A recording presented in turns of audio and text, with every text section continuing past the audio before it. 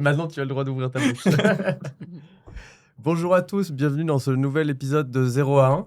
Aujourd'hui, on est à côté de Cannes. Où exactement, David? Mougins.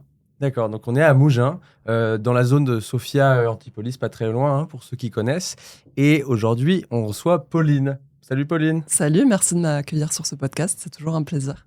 Donc Pauline, comment est-ce qu'on connaît Pauline, David? Tu peux nous rappeler rapidement? Alors, on fait quelques formations en commun, celle de Arthur Joube pour les formats courts sur Instagram et D'accord. celle de Antoine Blanco pour vendre des accompagnements de coaching. Et c'est comme ça que vous vous êtes rencontrés? Via une formation ou Ouais, par Instagram? en fait, c'est via d'abord la formation de Arthur Joube. D'accord. Parce qu'en fait, on était dans le même school, on était aussi sur le même groupe sur Telegram. Arthur qui t'aide à faire des super contenus, hein. Enfin, qui pousse les créateurs à faire du contenu encore meilleur que ce qu'ils faisaient avant, C'est ça. c'est ça, hein. Exactement. Ça. Et c'est vrai qu'on a une équipe assez sympa où on s'aide, on commente nos réels et du coup, Toi, tu es dedans on s'est aussi? connus comme ça. Oui. Ok, super. Mm. Et donc, du coup, il y a aussi la formation d'Antoine Moto que vous avez rejoint pour essayer de faire dépasser vos business un petit peu plus loin. Voilà, vraiment essayer de passer un cap, comprendre des choses que vous n'avez peut-être pas compris. Et vous vous êtes retrouvés et vous avez bien fité sur Instagram. Et toi, tu as découvert surtout tout le contenu de Pauline qui est fascinant. On va en parler un petit peu. C'est ça, c'est ça. Et donc, du coup, Pauline, donc, voilà, moi, je t'ai découvert hier très rapidement. David te connaît un petit peu mieux. Est-ce que tu peux nous dire en moins de 30 secondes à peu près, quel est le but de ton... c'est pas un... Comment dire? C'est un Instagram qui est dédié à l'immobilier, mais vraiment sur une composante, je dirais, différente Mhm. de gens qui ont envie de refaire des biens, refaire des Complètement. lieux, appartements ou maisons. C'est à peu près Exactement. ça, non? Voilà, en fait, le but global, c'est de gagner sa liberté financière avec l'immobilier. Et j'ai un focus sur les biens qui sont en passoire thermique, les vieux bâtiments. D'accord. Et donc, je donne des conseils pour les rénover au mieux, de façon intelligente, à moindre coût, et pouvoir après avoir des bénéfices et des belles plus-values grâce à la rénovation. D'accord. Et donc, c'est principalement des conseils qui sont plutôt administratifs ou fiscaux d'optimisation, ou tu vas même carrément dire, voilà, des techniques pour réparer des choses soi-même ou, Il y a de tout, mais il y a surtout des conseils pour gérer un chantier, pour gérer des artisans, pour faire D'accord. les meilleurs choix techniques, les meilleurs choix de matériaux, et pour savoir comment prioriser. Parce qu'on a la problématique du DPE en ce moment, je ne sais pas si vous connaissez, mais il y a des biens qui sont Tu peux rappeler rapidement progressivement... le DPE pour ceux Ouais. qui ne sont pas au courant? C'est le diagnostic de performance énergétique. Et en fait, il y a de nouvelles réglementations où les biens sont progressivement interdits à la location s'ils sont trop énergivores. Ah oui, Donc, il y a un notamment, il y a sujet sur une ça. échéance bientôt, là. Exactement. Donc là, il y a certains biens déjà qui sont classés G, qui sont interdits à la location, et ça va remonter jusqu'à la lettre E, qui sera Ah oui. interdite en 2034. Ce qui représente une grande majorité des biens anciens en France. Ah, d'accord. Et alors, de ce que tu me disais hier, on en a discuté un petit peu, il y a des techniques aujourd'hui qui permettent de vraiment pouvoir gagner une lettre dans son diagnostic énergétique, mais sans forcément dépenser des dizaines de milliers d'euros. Complètement. Il y a plein de petites astuces, en fait, que Complètement. toi, tu donnes. Et ça, c'est une croyance, en fait, que dès qu'on parle de rénovation énergétique, ça semble représenter des milliers d'euros. Et en fait, il y a quelques astuces qui permettent de s'en sortir à moindre coût. Et c'est ça que je veux aussi transférer par mon compte. D'accord, mais donc c'est vraiment un compte à haute valeur ajoutée parce que moi j'ai eu un cas justement, j'en parlais avant-hier avec un ami qui vient de rénover une maison, mais son ancienne maison est dans la catégorie qui n'est pas bonne, donc c'est D ou E, celle qui va partir. Alors D, on est bien. D, pour D'accord. l'ancien, on est bien. Mais dès qu'on est en E, F ou G, là, on va être soumis à des interdictions de louer. Et donc là, on est déjà interdit ou on va être interdit en janvier, quelque chose comme ça? G, on est déjà interdit. D'accord, c'est déjà mort. Et E, ce sera en 2034. Donc il y a Donc, encore un peu de temps. Mais il faut quand même s'en Lui, par occuper. exemple, pour te donner, c'est toujours bien de mettre un cas un petit peu particulier comme ça, il fallait qu'il remplace sa chaudière, par exemple, sinon, voilà, il pouvait pas gagner une lettre et même pas vendre son bien, quoi, carrément. Et donc, toi, en fait, tu as des astuces qui te permettent pas forcément de refaire toute la chaudière, mais de gagner des lettres, peut-être avec juste des choses peut-être un petit peu moins chères que ça. Exactement, voilà. Donc par exemple, il n'y a pas forcément besoin d'isoler les murs. On peut changer justement une chaudière ou un système de chauffage et déjà passer à la catégorie supérieure. D'accord, ok. Ah oui, parce que l'isolation, c'est quand même quelque chose de plus cher que juste une chaudière. Oui, puis c'est des gros travaux ou parfois quand on a des locataires, il faut les mettre dehors le temps de faire les travaux. Et on a du placo, on a de l'enduit, de la peinture à faire derrière. Donc en fait, c'est pas que C'est l'isolation. gros boulot quand même. Tout ce qu'il y a derrière, parfois il y a des réseaux électriques ou de plomberie qu'il faut refaire. Donc effectivement, changer juste des systèmes techniques, ça peut être beaucoup plus rapide. Et Toi, moins coûteux. David, tu as fait certains investissements immobiliers. Tu as été amené justement à devoir un petit peu faire des travaux de remise en état.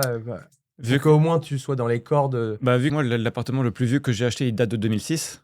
Oui, oui, d'accord. Ouais. C'était bien Donc, récent. tu fais partie des C'est- heureux. Ils sont pas soumis aux Je interdictions. fais partie des euros feignants qui, chaque fois que je veux investir dans l'immobilier, que je vois que c'est en dessous de 2000, je fais né. Ah, Toi, David, tu considères que quand tu fais un achat immobilier, voilà, bon, c'est toujours des sommes d'argent qui sont importantes. Il faut vraiment que ce soit à chaque fois des affaires vraiment en or, sinon c'est pas la peine d'y aller. Parce que on en avait discuté déjà un petit peu. C'est une question difficile. Ouais, oui. C'est une question générique, mais. Non, mais tu vois ce que je veux dire par là. Ouais. C'est-à-dire qu'en fait, il y a des gens qui ont envie de le faire uniquement parce Alors- qu'il leur faut une résidence principale, tu vois. J'ai- Et d'autres qui votent vraiment, non, si je dépasse pas un certain pourcentage de gains, qui est vraiment, alors je sais pas si toi t'en as défini un, j'y vais pas, quoi. J'ai un setup préféré et je pense que les gens ils vont me détester après dire ça.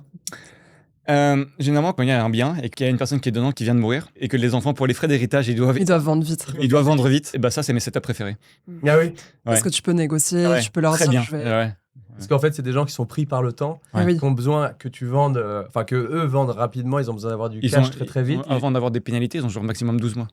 Ah oui, oui, oui. Ouais. Et surtout que toi, tu n'avais pas de conditions suspensives de crédit, c'est ça. Donc tu pouvais leur dire voilà, moi je suis sûr d'acheter votre bien, j'ai pas de contraintes. Je paye cash. Donc voilà, Oui, c'est donc un levier de évidemment, ça négociation. fait, bien. potentiellement, ils ont l'argent sur un compte bancaire 2 C'est- semaines plus tard, quoi. 3 mois plus tard, mais oui. Ah oui. Oui, parce qu'il faut quand même la promesse. La promesse, etc., la plus de réflexion, notaire, ouais. machin. Ouais. D'accord, ok. Et toi, en fait, tu as réussi à acquérir des biens un petit peu comme ça ou Bah ouais, c'est comme ça seulement. Et c'est assez efficace. Mais comment tu les trouves en fait? Il y a des sites spécialisés? Non, bah en fait, tu me diras si j'ai des sites spécialisés. Vas-y, je te laisse. Non, c'est juste que les agents immobiliers sur Cannes, je les connais, je les connais tous. Grâce au Ah oui, réseau. Donc en fait, je suis pote avec eux, mais Tu déjeunes avec eux, ils te présentent un petit peu ce qu'il y a sur Bah, le marché en ce moment. durant mes premières semaines et mes premiers mois sur Cannes, ouais, c'est ce que je faisais. J'allais dans chaque Century 21, chaque. Tu te faisais connaître Ouais, par ouais, ces ouais. agents. Ça, c'est une bonne stratégie. hein. Et en C'est là fait- qu'on a les meilleures affaires. Ouais. Ah oui, c'est vrai. Ah ouais, Et complètement. en fait, après, comment ça se passe? C'est-à-dire que les gens se lient l'amitié avec toi et te disent bon, bah voilà, je vais avoir ce bien-là, ce Mm. bien-là. Ouais, Et en- comment dépasser un petit peu le côté où en fait tu as un petit peu les biens d'agence qui sont dans le catalogue de l'agence et il y a des choses qui arrivent qui quasiment tout de suite disparaissent Bah, parce que ça part à un client si- choisi entre guillemets. c'est ça disparaît vite, c'est pour une raison en fait. Ouais. Mais en fait, avec l'agent, c'est pas juste en mode pote, juste pour aller boire un verre et manger. Je lui dis par exemple, là, si jamais tu as un bien intéressant, je dis voilà, moi je cherche un 2 pièces pour tel budget dans tel quartier, si jamais tu l'as, si jamais je le signe, bah, je te paye. Ah d'accord. Je- Je genre, fais un deal avec lui. Je sais pas si je suis censé dire ça, mais. Bah, et je pense que tu peux le dire Non, tant, en fait- tant que tu cites pas d'agence. ou de Exactement, personne, exactement, voilà. Donc je le paye en cash, parfois c'est 3 000 euros, parfois c'est 5 000 euros. Et quand l'agent personnellement touche en cash dans une enveloppe 5 000 euros, Ouais, il se réveille tout de suite. ouais, tout de suite. T'envoies des messages à 7h du matin. Non, mais bien vraiment, qui vient mais, d'être mais- mis, mais vraiment, ouais. Ouais, mais ça, c'est un super point. Mm, Toi, mm. ça t'est arrivé. Pauline, si je dis pas de bêtises, toi, tu as déjà commencé à acquérir un ou plusieurs biens. Je sais pas combien. Alors, parce que ça, on demain, j'en parlait serai à encore. 9 biens. Ouf. Parce que demain, 9 je biens. signe pour 3 biens de plus. Ah, donc, Ouais. on est à 10, il faut que. À 10, il faut célébrer. fêter ça, c'est ce qu'on m'a dit. Faire une petite botte party. Ouais. Ouais, Ouais, Donc, 9 biens, incroyable. ouais, et ça commence à peser un petit et peu. 9 biens à quel âge aujourd'hui? 29. Ah oui, donc 29. c'est impressionnant. Et ce sont des biens qui sont dans quelle région? Alors, il y en a un qui est sur Lyon, qui était ma résidence principale à la base, puis ensuite je l'ai basculé en location. C'était ton premier? En durée. C'était le premier. D'accord, ok. Et ensuite, la majorité sont autour d'Avignon. Donc, il y en a un peu à Avignon, un peu sur Orange, un peu sur une ville à côté d'Avignon. D'accord. Et ce sont principalement t'as des appartements, des maisons, d'autres où tu as eu besoin de faire beaucoup de travaux, d'autres un peu moins. Tu peux nous Alors, faire un c'est petit peu très un panel? varié. Ouais, c'est très varié. Il y a un appartement des années 70 où il y a eu seulement des travaux de rafraîchissement D'accord. que j'ai fait par moi-même d'ailleurs. Un peu de peinture, refaire le sol, Ah, quelques modifications des lecs. C'était une question que j'avais. Est-ce que tu fais du DIY un petit peu? Ouais, ça c'est Justement. un sujet aussi. Do it yourself, Mm, hein, pour ceux qui ne complètement. connaissent pas l'abréviation. Ensuite, j'ai eu des appartements plutôt en copro, des petites copros, donc style années 40, D'accord. où là, c'est des immeubles avec peut-être 4-5 logements. Et là, je me dirige plutôt vers des immeubles de rapport, parce qu'en fait, je me suis rendu compte que faire un par un sur des petites surfaces, on n'allait pas assez vite. Et quitte à faire un achat, à faire toutes les démarches, donc demander à l'agent IMO s'il n'a pas quelque chose qui est bien, ensuite faire la demande de financement, faire tous les papiers, etc., c'est mieux de faire d'une pierre plusieurs appartements. Parce qu'en fait, c'est vrai qu'à chaque appartement, au final, tu te retapes tout le Mm, cycle. tout le process, exactement. Notaire, machin. Complètement. Et est-ce qu'il n'y a pas, alors ça, moi je sais pas, mais ça m'intéresse, justement des avantages à avoir peut-être moins de frais de notaire si tu fais tout un immeuble d'un coup, plutôt que de faire, tu vois, 5 appartes, quoi. Non, les frais de notaire, c'est pareil. C'est Ça, un ça, pourcentage du prix. D'accord, t'auras Donc pas ça un change truc pas. dégressif ou.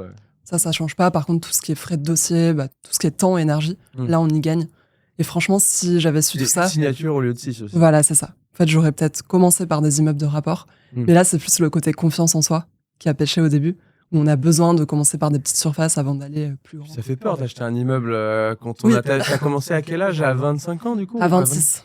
À 26. 26, ouais. T'es à 26 ans, t'achètes un immeuble, bon, tu te dis, est-ce que je suis en train de faire une bêtise, quoi? Ouais. Puis il faut avoir quand même les connaissances techniques, parce qu'il faut savoir que sur un immeuble, on est responsable de l'entretien de tout. Donc de la façade, de la toiture, et on n'est pas couvert par la copropriété. Donc il faut bien analyser quand on visite les travaux à prévoir, et bien budgétiser tout ça. Et donc ça passe par quoi, par exemple? Ça passe par analyser la chaudière de tout l'immeuble, les parties communes, de tout l'immeuble. Ouais, déjà tout l'aspect extérieur, la toiture, est-ce qu'il y a des infiltrations d'eau ou non, la façade, est-ce qu'il y aura besoin de la reprendre, les parties communes, le système de chauffage. Enfin, il y a vraiment beaucoup de points.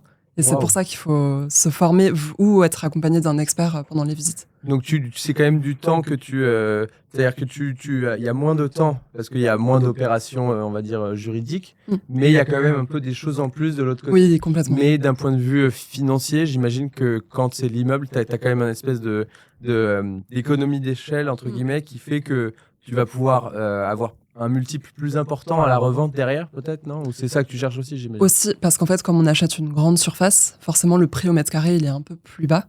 Ouais. Mais vu qu'on loue chaque lot séparément dans l'immeuble, on a quand même une rentabilité plus intéressante. Et après, une stratégie qui est vraiment bien, c'est de revendre à la découpe chaque appart pour bénéficier d'un prix au mètre carré qui sera supérieur. Donc tu fais le processus inverse après, en fait. C'est-à-dire que tu achètes tout et après... Et tu découpes, exactement. Ça, je l'ai pas encore fait, mais c'est intéressant.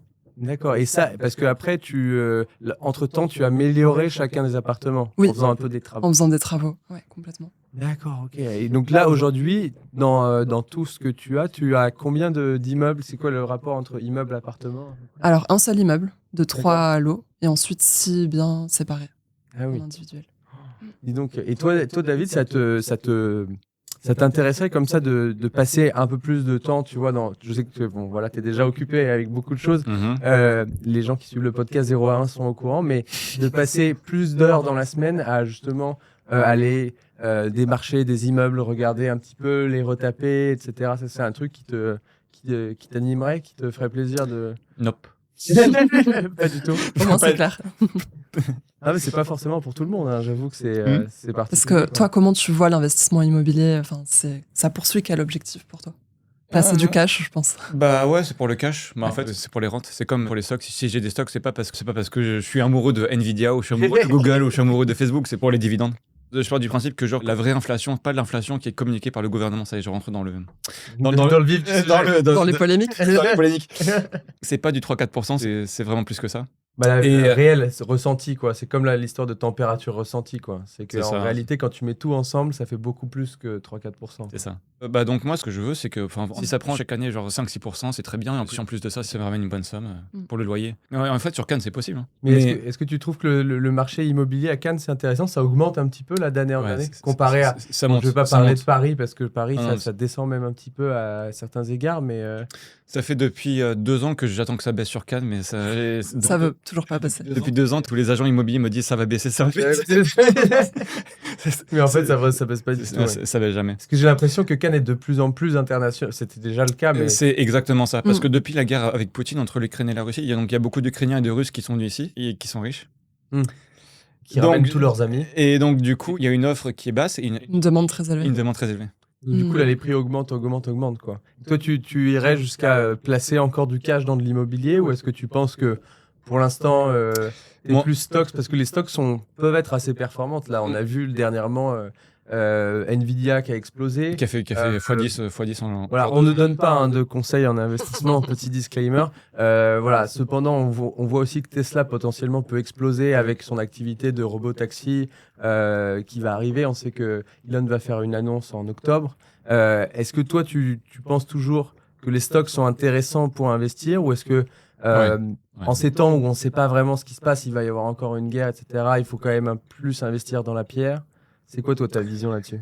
Bah, vu que je ne sais pas, bah, je hedge, donc je diversifie. Mhm. En fait, vu que le futur, je peux pas le prévoir. Donc c'est pour ça que j'investis dans les stocks, que j'investis dans le Bitcoin, que j'investis dans Ethereum, que j'investis dans plusieurs appartements, dans des villas sur Bali et tout. D'accord, pour avoir vraiment un panel super large, vraiment pas mettre tous ses œufs dans le même panier. C'est ça. C'est ça. Super intéressant. Et tu penses que... donc là, toi, tu as démarré une chaîne YouTube. On en a déjà parlé dans d'autres versions du podcast. Ok. Mais récemment, tu as essayé de faire un petit peu un upgrade parce que tu avais fait un peu une, entre guillemets, V1 des premières vidéos YouTube qui ont reçu des avis positifs. Trop bien, félicitations d'ailleurs. Et maintenant, donc, je crois que justement, vous avez suivi le coaching de Arthur Joub et tu voulais upgrader un petit peu la qualité, à la fois, pas forcément du contenu parce que le contenu était déjà bon, Ah, mais mais aussi, tu vois, voilà, de l'image. À quel point tu penses que c'est important en fait d'amener vraiment du contenu, même visuellement hyper qualitatif, pour pouvoir percer sur YouTube?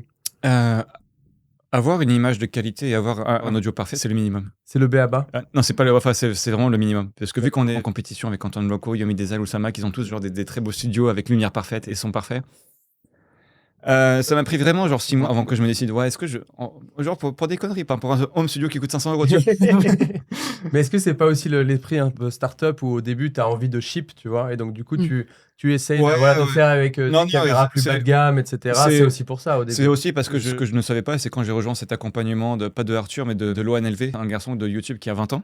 Ouais, je connais pas du tout, j'avoue. Et qui m'accompagne personnellement sur mes vidéos YouTube. Et ça fait, il m'a dit, genre, dès les premières vidéos, c'est pas possible. Et ça te fait quoi de te faire coacher par un jeune de 20 ans? Bah, il y a Antoine Blanco qui a 24 ans. C'est vrai. Non, rien en fait. Rien. Tu juges plutôt à la compétence des gens, à ce qu'ils peuvent t'apporter. Pour la compétence. C'est vrai qu'il y a beaucoup de personnes qui me posent cette question. Ça me fait quoi de me faire juger par un jeune de 20 ans? Bah, en fait, rien. Parce qu'en fait, ces vidéos sont excellentes en termes d'image, en termes de contenu, en termes de son. Il a 197 000 followers sur YouTube. Donc il a prouvé du coup. Ouais, il a prouvé. Et ce qui est bien, c'est qu'en termes de niche, entre nous deux, c'est pareil. Pour lui, c'est du dev perso. Enfin, c'est du dev perso pour les jeunes, pour les 13 ans, 15 ans. 13-20 ans, quoi, à peu près. Pour les ados. Okay. Moi, c'est après. C'est le step by step. Mais bon, il y a quand même plein de dénominateurs communs, j'imagine, sur comment structurer une vidéo, bon, la qualité. Ah, mais déjà, il m'a dit clairement que tous les sujets que j'ai présentés, ils sont basiques. Basiques dans le sens, ils ont été faits, refaits, encore. Genre les sujets sur la voix, les sujets sur le subconscient, les sujets sur les feedbacks. Le sommeil, la nutrition. Le sommeil, la nutrition. Donc, c'est-à-dire que tu as fait des vidéos sur des slots qui avaient déjà été pris, quoi, d'une certaine manière. Plusieurs fois. Ouais. Et donc, du coup, l'idée, pour essayer de percer, c'est aussi de trouver un petit peu le slot manquant, où personne n'a vraiment encore bien traité le sujet de manière qualitative. L'idée, c'est qu'il faut que je développe une personnalité. Non, mais vraiment, il faut que je sois plus face à la caméra, plus charismatique, plus souriant, que j'ai des trucs qui soient significatifs. Non, mais vraiment, genre ça, c'est... Oui, c'est des petits détails. Et ça, c'est pareil, ouais. C'est les petits détails, en fait, qui rajoutent un petit peu un côté à ton branding. Voilà, où si on devait se poser la question... décrit David Attias en 10 secondes, qu'on puisse avoir une réponse. Voilà, montre rouge, perle, puis j'aurais bien dit t-shirt noir, mais... Là, on s'est pas synchronisé. Hein, bon, peut-être que c'est l'uniforme de 0 à 1. Ça, on sait pas. Donc voilà, en fait, j'avais sorti une vidéo sur ça, YouTube, la semaine dernière, et aussi sur Instagram cette semaine, sur les feedbacks, parce que je me fais roaster, je me fais cuire le cul plusieurs fois par jour. D'accord. Sur quel sujet? Sur mes vidéos YouTube. Vidéos YouTube longues plus short. Donc recevoir des feedbacks pour pouvoir les améliorer ou les refaire. En fait, voilà, donc chaque fois que je poste sur YouTube, je poste d'abord, et ensuite je vais sur le groupe School, et je demanderai est-ce que vous pouvez me détruire, s'il vous plaît. Et les feedbacks sont plutôt pertinents? C'est assez actionnable? Toujours. Parce que en fait, ça vient des mecs qui ont plusieurs centaines de milliers de followers sur YouTube et qui pour chaque vidéo, ils font minimum, pas 150 000, 200 000 vues. Ah oui. Pour chaque vidéo. Oui, donc ils ont forcément passé un petit peu le great filter des 100K. Ils ont passé le cap de l'image, passé le cap de l'audio. En fait, même s'il y en a qui sont beaucoup vu l'âge dans le domaine des Pokémon et dans le domaine de la Nintendo, je plaisante même pas. Hein. Ah oui, c'est vraiment exactement ça. Je ne plaisante même pas, c'est vraiment ça. Les feedbacks qu'ils me donnent, même si je suis dans une autre niche, c'est vraiment super, c'est pertinent. Quoi. C'est aussi parce qu'il y a peut-être en tout cas une recette de la potion magique pour faire une vidéo YouTube bonne. Je sais pas si vous avez entendu, mais c'est MrBeast qui a fait un commentaire récemment qui a dit si demain je démarrais avec $0 et 0 studio, etc., je serais capable de refaire une chaîne à plus de 10 millions d'abonnés en 6 mois. Exactement. En fait, moi, je pensais que c'était une question d'algorithme, une question de chance, mais effectivement, non. C'est une question de travail, de compétences. C'est une chance. Oui, non, mais pas que, parce que lui, ce qu'il disait justement, c'est qu'avec ses compétences, il pense pouvoir repartir, Oui, c'est refaire ça. à Ça. 1 million, parce qu'il a, en fait, il y a tout un certain nombre de recettes que si tu les appliques, et ben en fait, C'est ça. t'es capable de retourner là, quoi. Exactement. À Et, 10 millions d'abonnés en 6 mois, 7 mois. exactement. Et moi, je suis convaincu que si la plupart des gens, par exemple sur leurs shorts ou sur leurs vidéos longues, ils oscillent aux alentours des 100 vues, 200 vues, 300 vues, plusieurs centaines de vues, c'est soit un problème d'image, soit un problème de sujet, soit un problème de son. Enfin, ça, c'est pas un et, c'est un et ou, tu vois. Oui. Il faut pouvoir cocher toutes les cases. Il y a une checklist un petit peu, quoi. Bah, déjà, le sujet, il faut qu'elle soit excellente. Pour la miniature, il faut qu'elle soit excellente. Pour le titre, il faut que ce soit excellent. Il y a beaucoup de paramètres pour Il y a YouTube. une histoire de timing aussi, j'imagine. C'est-à-dire qu'il faut que ce soit lié peut-être à un sujet d'actualité parfois, ou en tout cas dans l'air du temps d'un sujet qui intéresse vraiment les gens. Exactement. Par exemple, si tu parles de la cérémonie d'ouverture des Jeux Olympiques dans 6 mois, c'est trop tard. Ouais, ça c'est sûr. Toi, tu as démarré déjà une chaîne YouTube, Pauline, mais c'est ta première vidéo que tu as postée il n'y a pas si longtemps que ça? Oui, c'est ça. J'ai une seule vidéo sur YouTube. Moi, je suis D'accord. plutôt sur Insta. C'est D'accord. plus ma zone de prédilection. Plutôt format court, du coup. Format court, ouais, complètement. D'accord. Mais après, YouTube, ça peut être super intéressant pour aller plus en profondeur sur des sujets comme la rénovation, comme l'investissement IMO. D'accord. Mais c'est vrai que pour l'instant, j'ai beaucoup bossé sur Insta. Ça fait 1 an et demi. Ouais, et c'est un travail de tous les jours. Mais bon, c'est quand même 1 an et demi de Insta, c'est déjà quand même assez intense, parce que j'ai vu, il y a quand même plus d'une centaine de reels, non? Quelque chose comme ça. Je pense que j'ai fait 200 publications. Ouais. Ah oui, oui. Bravo. Et en fait, tu postes seulement sur Instagram? Oui, Tu postes pas sur TikTok? Non. Ok. J'avais commencé au début, mais finalement, je préfère me focus vraiment que sur Insta. Ouais, et le ma focus, cible, c'est en plus, important. est plus sur Instagram. Sur Parce Insta. que je vise plutôt des personnes entre 25 et 35 ans, des jeunes actifs qui veulent se lancer dans l'IMO. Et sur TikTok, on est plus jeune, même si ça C'est un peu commence plus à Gen augmenter. Z, ouais, effectivement. Mais c'est plus divertissement en plus, TikTok. Et sur LinkedIn et sur X? Non. Pas en mode vidéo, mais genre en mode texte, parce que je pense que l'audience là-bas, c'est comme 25-35 ans et même plus. LinkedIn, ça peut être très intéressant, et je pense que je le ferai dans un second temps. Mais je trouve bien de d'abord être focus sur un réseau, de l'exploiter à fond, et ensuite recycler son contenu vers d'autres plateformes. Une fois qu'on est bien Oui, puis ce en qu'il y a, place. c'est que je sais qu'il y a beaucoup de créateurs de contenu qui se mettent un petit peu à déléguer quand même certaines tâches aussi, qui te permettent d'aller plus vite, d'avoir un monteur, d'avoir une personne qui t'aide à faire le contenu, etc.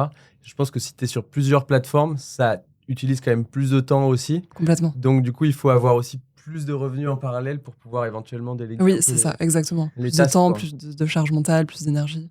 Et toi, du coup, donc la première vidéo YouTube, elle était sur quel sujet? Alors, moi, en fait, ce que je fais dans mon business Instagram, c'est de l'affiliation. Donc, c'est-à-dire que je recommande des produits qui m'ont plu dans l'IMO, dans les travaux. Et chaque fois que je fais une vente, je touche une commission. Okay. Donc, c'est le vendeur qui me verse une commission. Et là, le sujet de ma première vidéo, c'était justement de recommander la formation qui m'a appris à gérer des travaux.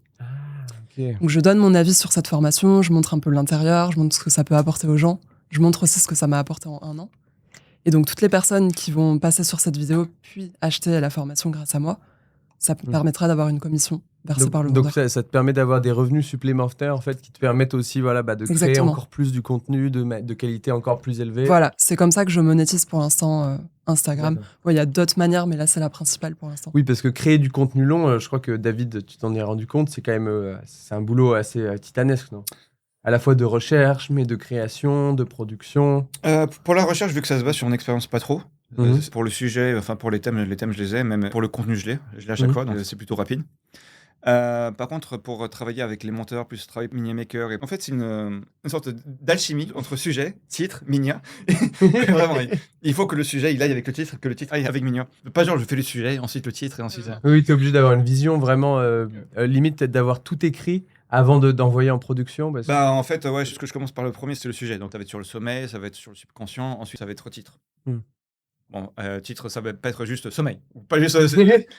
Genre, j'essaie de faire un titre un petit peu clivant, et c'est ce que j'ai appris avec l'ONLV. Il faut que quand la personne lise mon titre, et la personne se dise quoi?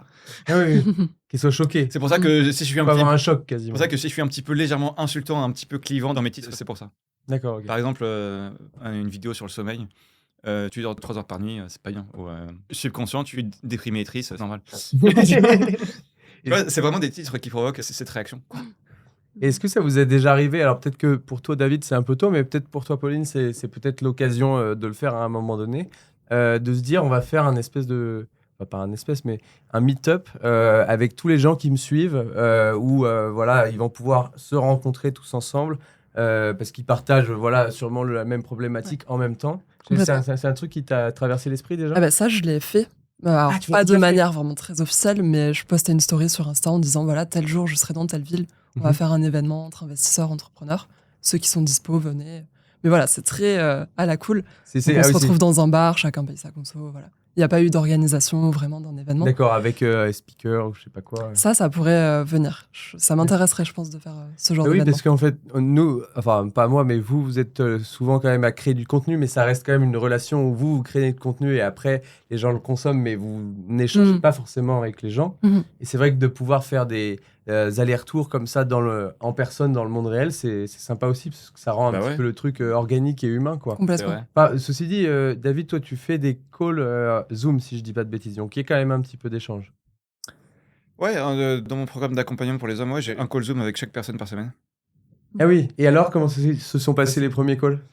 Peut-être que je me venge un petit peu parce que je me fais rosser 5 fois par jour et je me dis ok, je me venge. Non, mais en fait, très bien.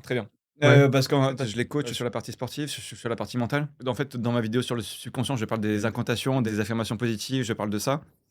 Et en fait, vu qu'en être humain, j'ai absolument aucune confiance, je leur dis que tu fais un exercice, tu prends une vidéo. Ah oui, d'accord. Que ce soit un exercice pour le subconscient, un exercice pour l'élocution ou genre sport. Donc du coup, je reçois plusieurs vidéos par personne chaque jour. Parfois je regarde, parfois je regarde pas, mais eux évidemment ils savent pas si je regarde ou pas, mais bon, j'ai la certitude que juste le fait de prendre une vidéo, ça les force à au moins à prendre 5-10 minutes par jour pour Oui, à le faire vraiment. Et puis même après, j'imagine que tu te re-regardes, etc. Tu vois un petit peu si t'es lent, si t'es rapide, parce que c'est prendre une vidéo par exemple pour ça c'est un truc que tu nous as donné dans un podcast, le collier là. Celui-là. Voilà, où tu dois donner c'est pas une affirmation positive, mais c'est je suis grateful pour, je suis reconnaissant d'avoir réussi à démarrer une chaîne YouTube, par exemple.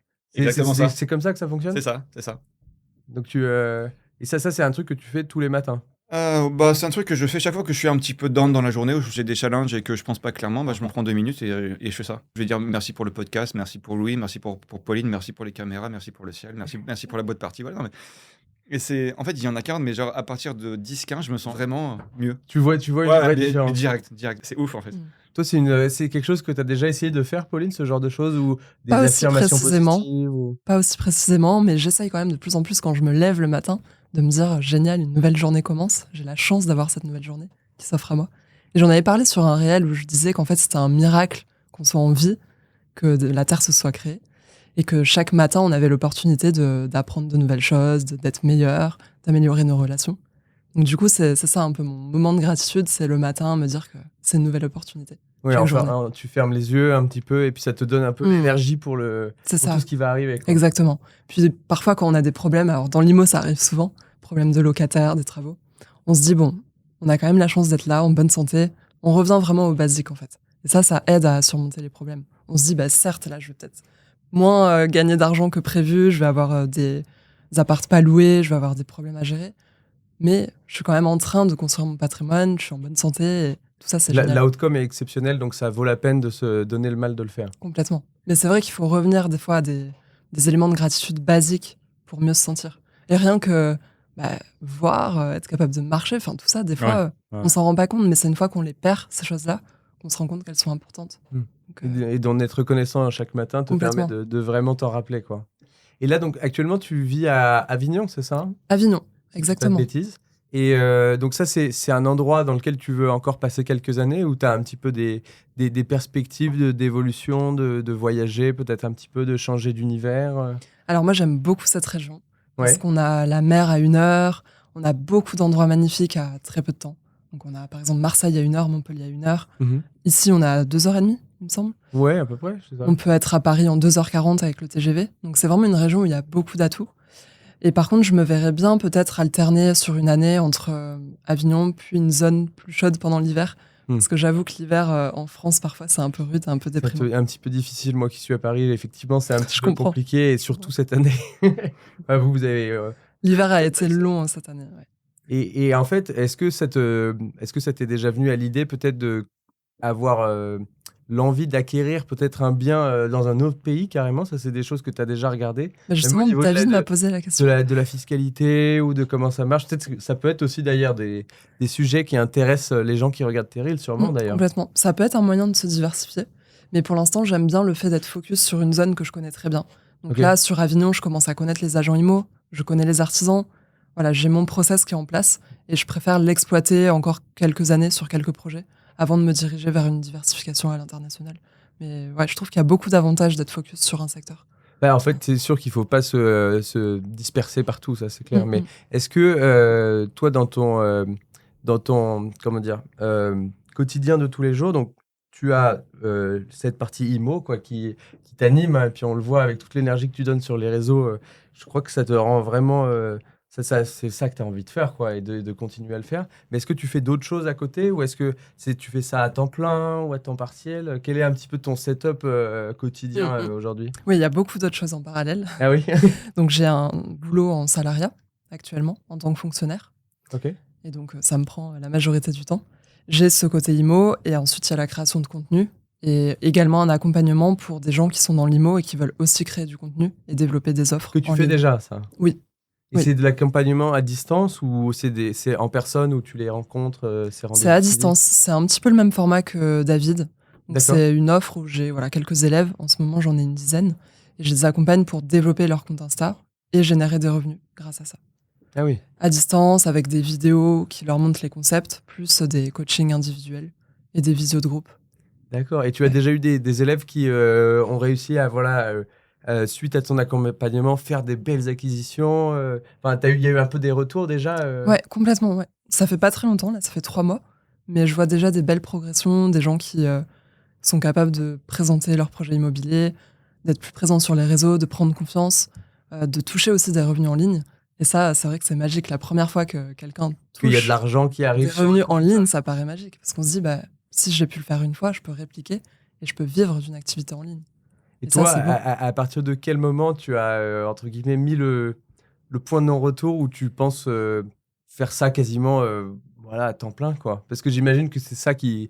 Enfin, même si, voilà, j'imagine que tes collègues en salariat, tu dois les adorer aussi, mais j'imagine que tu as peut-être envie de faire ça à temps plein à un moment donné. Et je pense que, à mon avis, tu n'es pas la seule. Il y a beaucoup de gens qui se posent la question de savoir à quel moment est-ce que c'est pertinent voilà, de quitter le salariat, de quitter mon travail plus Ouais, c'est une traditionnel, bonne entre question. guillemets, et partir voilà, dans un truc 100% indépendant, 100% entrepreneur. Toi, tu as mis le curseur à quel endroit? Est-ce que tu l'as déjà positionné ou pas trop? C'est une bonne question. Alors au début, je m'étais dit, le jour où mes revenus en ligne sont équivalents à mes revenus salariés, là, je Mhm. sais que je suis capable de partir.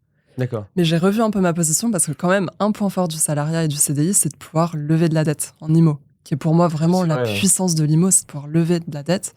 Et donc là, je reste dans mon salariat pour pouvoir encore faire quelques projets avant de passer en 100% entrepreneur, où là, au niveau des banques, c'est quand même très difficile. Parce que d'avoir là, un crédit. actuellement, tous les biens, tu les as achetés En là, on rentre crédit. peut-être dans des choses qui sont peut-être privées, je ne sais pas, mais tu as acheté tous les biens en nom propre ou avec une SCI?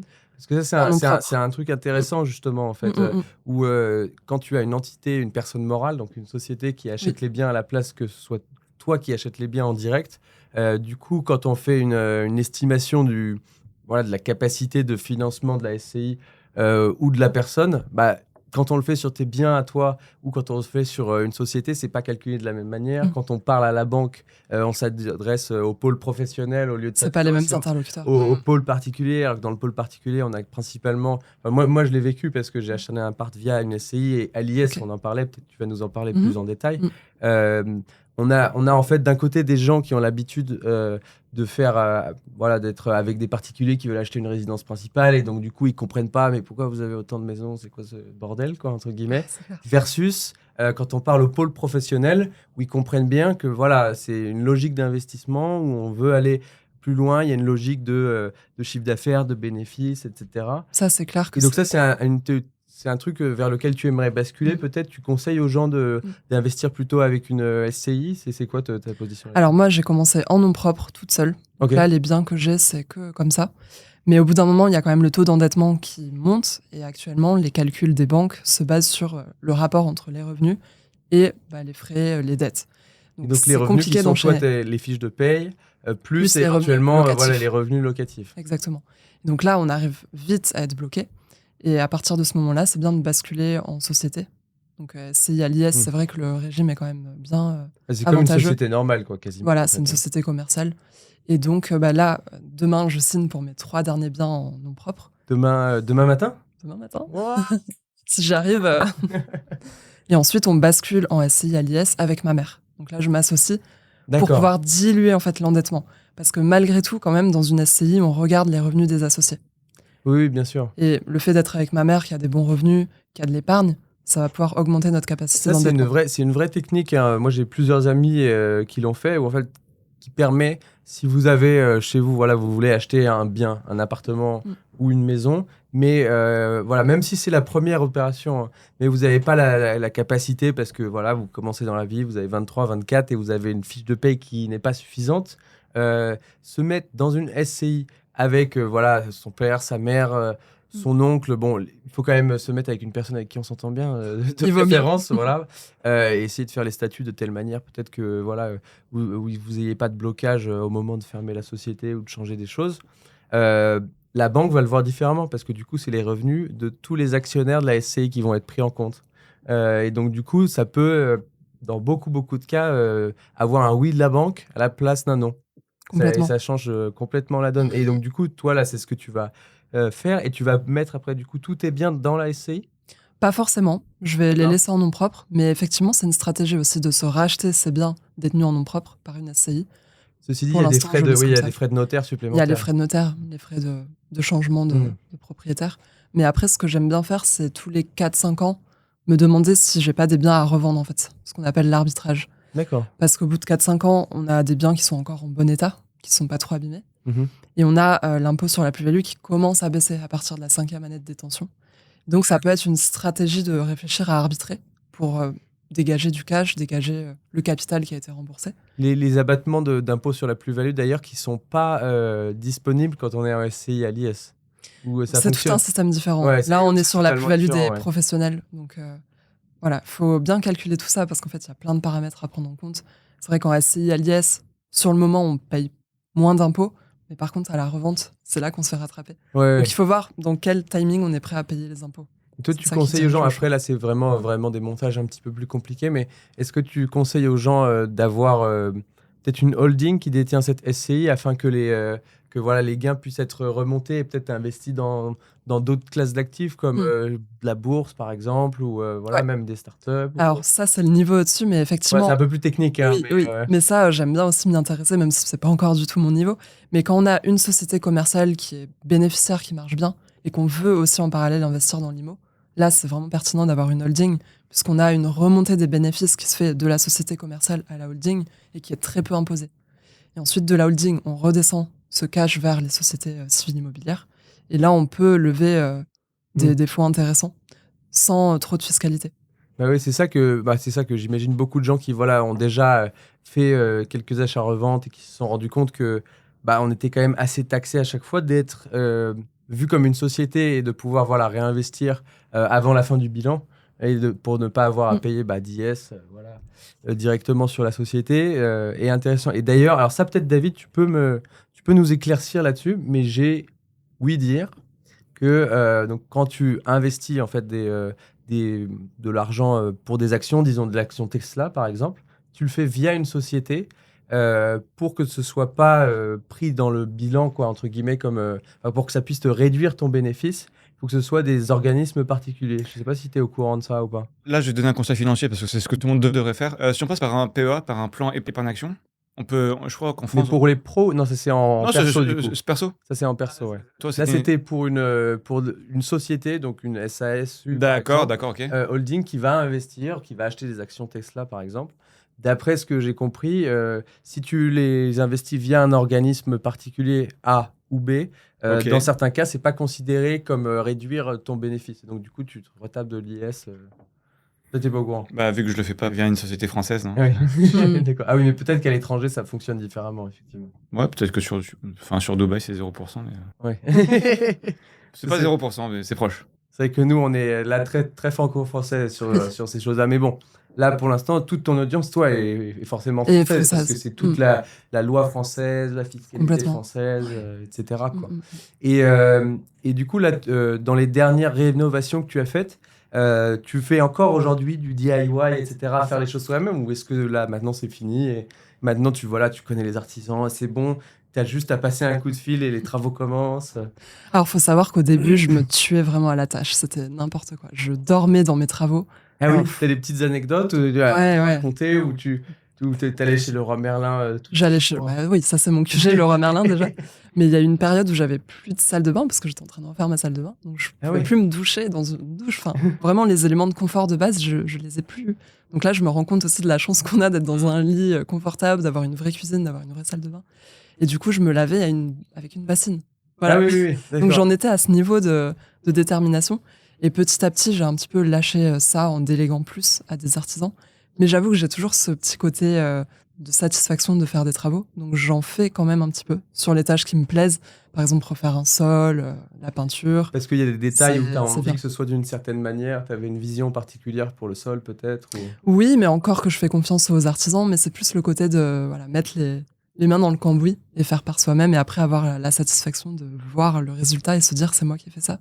Ah oui, et est-ce que justement dans le pré-projet, est-ce que c'est toi qui vas dessiner un peu des plans, tu fais un petit peu d'architecture d'intérieur ou est-ce que tu te fais aider peut-être de freelance en architecture d'intérieur? Ça, c'est vrai que pour l'instant, je fais tout moi-même parce que ça reste des projets simples. Donc tu dessines des plans, etc. Oui. Et d'ailleurs, petite astuce pour les plans, il y a Cozy Casa, qui est un logiciel assez sympa à utiliser. Qui est facile, gratuit, accessible. On peut apprendre sans avoir des compétences vraiment avancées d'architecture. Complètement. Tout est accessible, on peut mettre aussi des meubles pour voir l'agencement. Donc ça, je le fais moi-même. Mais j'ai mis aussi ma mère sur le coup, là, dernièrement. Ah oui.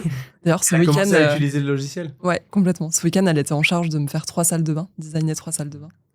Et donc, c'est chouette aussi de pouvoir se reposer sur quelqu'un d'autre et oui, parce faire que confiance. souvent, en fait, moi, je l'ai vécu, mais pas directement, mais mes parents ont essayé de refaire plusieurs endroits. Et c'est vrai qu'à chaque fois, vient le moment où, comment est-ce qu'on va faire pour essayer de transcrire notre vision à l'entrepreneur ou au maître d'œuvre, c'est pas évident. Hein. Et sans, évidemment, débourser 10 000 euros d'architecte, 20 000 euros d'architecte, tout dépend de la taille du bien, hein, bien sûr.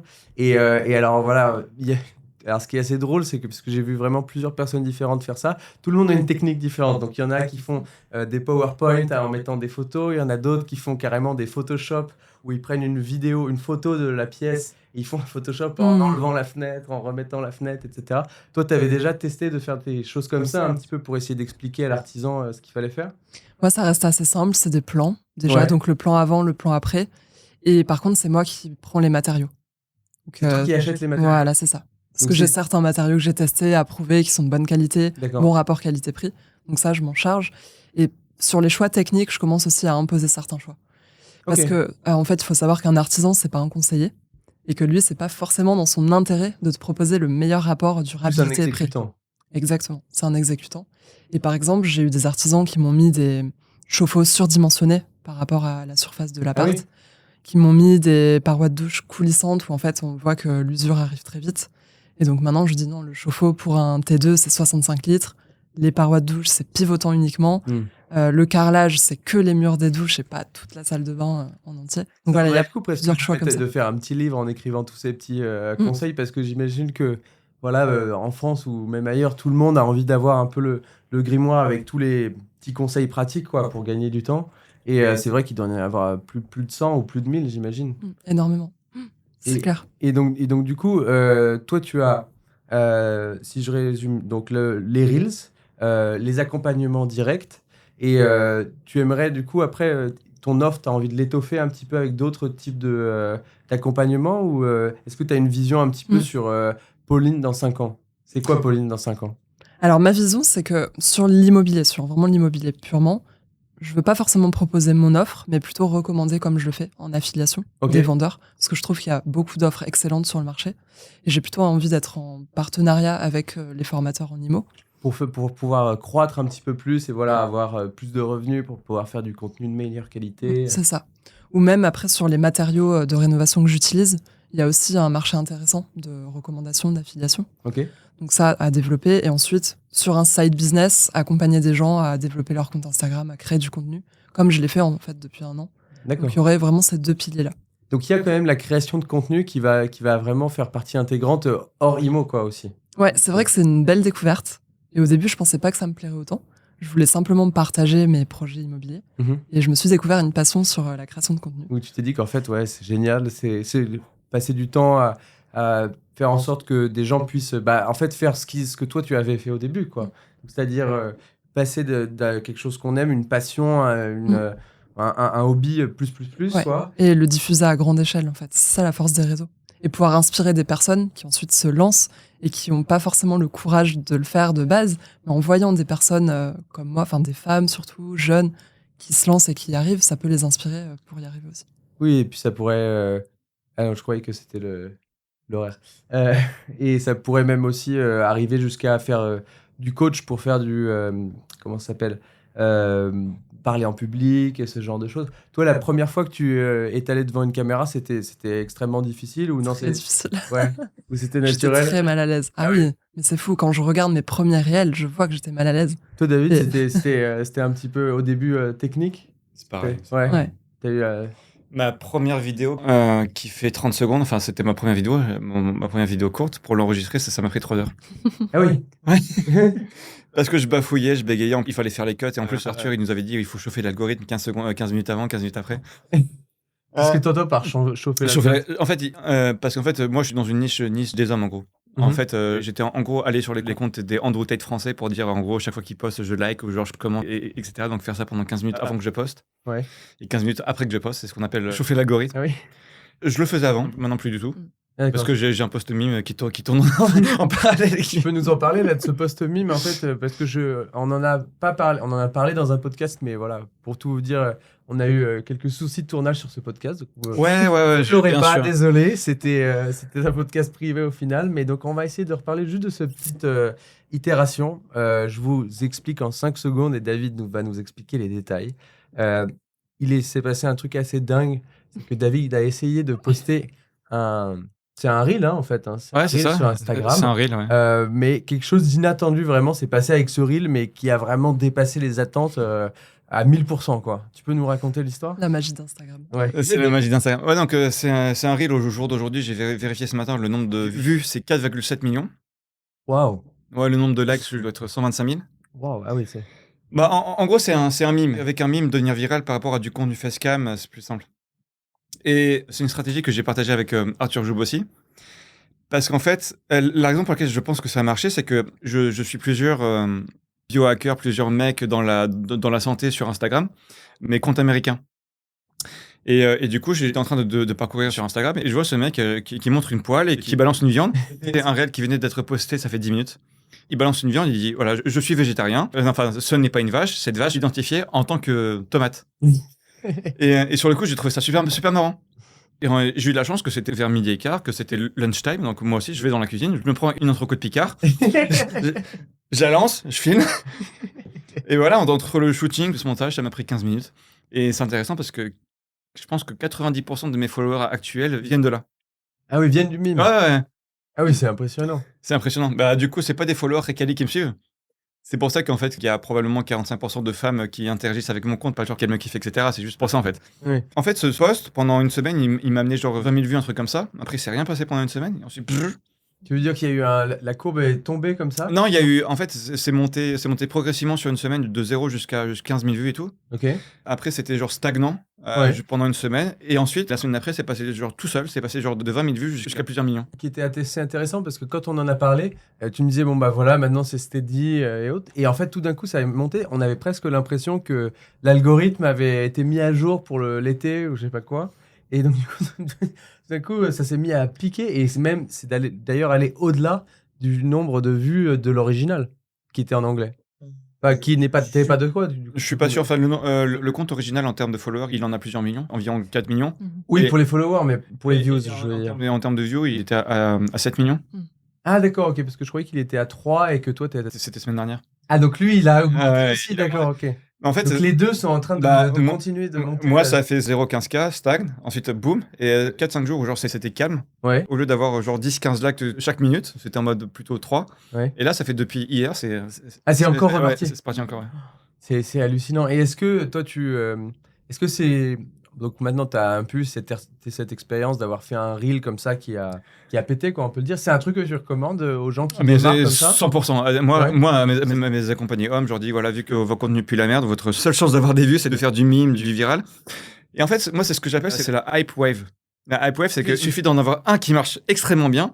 Et après, n'importe quel reel que je poste, même facecam, tout de suite, en termes de vues, c'est 2000, 3000. Et pour un compte comme le mien, 800 followers, ça c'est pas mal. Mais est-ce que tu as vu, par exemple, une augmentation des leads après, un petit peu, qui se sont convertis, tu vois, vraiment sur du concret, tu vois Via ce réel-là directement, non. En fait, j'ai une sorte de call to action sur ce réel. Je leur dis de commenter le mot nutrition et ensuite je leur envoie mon guide gratuit. D'accord. Il y a en gros 1800 commentaires. J'en ai eu 7. Ah oui, donc ça fait, ouais, c'est un millième de pourcent, voire un peu moins. Mais c'est un bon point que tu soulèves parce que le nombre de vues, au final, ça flatte ton ego. Après, est-ce que ça convertit ou pas? C'est ça la question. La vanity métrique. Alors, via ce réel directement, vous avez entièrement raison. Mais vu que ce réel, ça me permet d'avoir plus de followers et que tous les trucs que je poste derrière, plus de vues sur les stories, j'ai plus de vues sur les posts, j'ai plus de vues sur les réels, ça sert de manière indirecte beaucoup. Beaucoup, oui. Ouais. Tu penses que ça a des bonnes conséquences indirectes? Ah ouais, mais là, désolé les vegans, mais je vais poster des contenus sur la viande chaque semaine.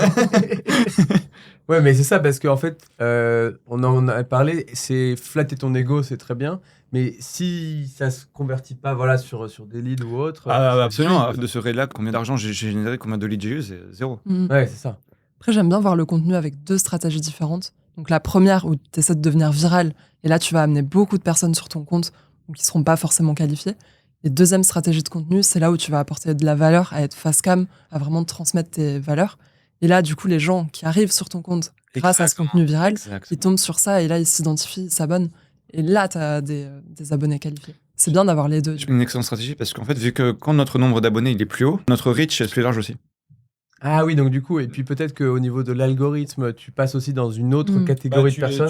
En fait, même si on n'a pas envie de faire le clown, même si on n'a pas envie de le faire, je pense que pour les nouveaux créateurs de contenu, on est moins favorisé en termes de talent et en termes d'exposition par rapport aux autres. Je pense que c'est une excellente idée de faire une, peut-être, j'ai pas peut-être une fois par semaine, 2 fois par semaine, peu importe. Sur 5 reels, t'essayes d'en faire un qui soit. Genre du contenu controversial, du contenu viral, du contenu qui pique un petit peu. D'ailleurs, c'est ton meilleur réel, je crois. Alors. C'est ton meilleur réel. Ce matin, il avait 2,6 millions de vues. Voici ce que je ferais si j'avais 5 000 € d'apport et voulais emprunter 200 000 € avec un taux de 1%. Ça, oui, ça fait plaisir. Et ça m'a amené énormément de monde. C'est clickbait, ça, je me rends pas compte. Oui. Bah, vas-y.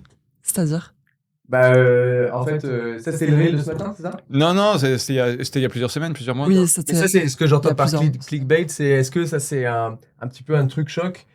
Qui t'a amené beaucoup plus de vues que d'habitude. Ah oui, complètement. Ouais. Mais c'est une histoire réelle. En fait, les gens me disaient non, tu mens, 1%, c'est pas possible actuellement. Oui, c'est ça, c'est des chiffres un peu chocs, ouais. Voilà, c'est quand même choc, mais c'est un cas qui a existé. Alors, bien sûr, dans des conditions très particulières et peut-être 1% de la population peut y avoir accès. C'est quelque chose qui t'est arrivé ou on te l'a raconté ou... Ça a été une actualité. D'accord. Non, c'est pas à moi, c'est une fille qui a pu cumuler plusieurs prêts favorisés et avoir 1% en moyenne. Et c'est vrai que là, les gens ont beaucoup réagi. Mais je pense qu'aussi, il y en a qui ont été intéressés par le fait que voilà, il y ait plusieurs systèmes de prêts alternatifs qu'ils connaissaient pas forcément.